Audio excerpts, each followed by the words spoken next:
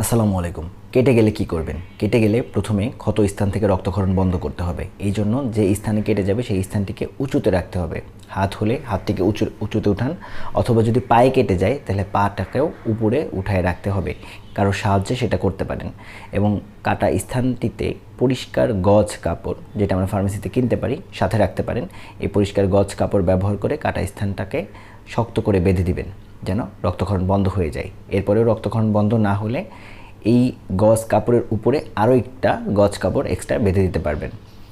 এভাবে একাধিক কাপড় বাঁধতে পারবেন এবং যে স্থানে কেটে গেল তার কিছুটা উপরে টর্নিকুইট ব্যবহার করতে পারেন যদি রক্তক্ষরণ বন্ধ না হয়। রক্তক্ষরণ বন্ধ হওয়ার পর জায়গাটিকে পরিষ্কার করতে হবে। পরিষ্কারের জন্য আমরা ভায়োডিন ব্যবহার করতে পারি, ভায়োডিন দিয়ে পরিষ্কার করে নিতে পারেন। এবং পরিষ্কার হয়ে গেলে রক্তক্ষরণ বন্ধ থাকলে সেই ক্ষেত্রে আমরা অ্যান্টিসেপটিক ক্রিম হিসেবে ব্যাকটেরোসিন ওয়াইনমেন্ট এটা আমরা ব্যবহার করতে পারি। এটা ব্যবহার করবেন। ব্যথা থাকতে পারে, ব্যথাতে আমরা প্যারাসিটামল বা নাপা 500 মিলিগ্রাম দিনে 3 থেকে 4 বার প্রাপ্তবয়স্ক মানুষ খেতে পারবেন।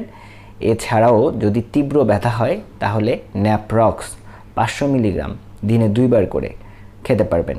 সাথে একটা ওমিপ্রাজল বা পিপিআই 20 mg 2 বেলা করে খেতে হবে। এছাড়াও ফ্লামেক্স 400 মিলিগ্রাম নামে ব্যথার ওষুধ পাওয়া যায়। এটাও আপনি দিনে 3 বার করে খেতে পারবেন। সাথে একটি করে গ্যাসের ওষুধ খেয়ে নিতে হবে। ধন্যবাদ।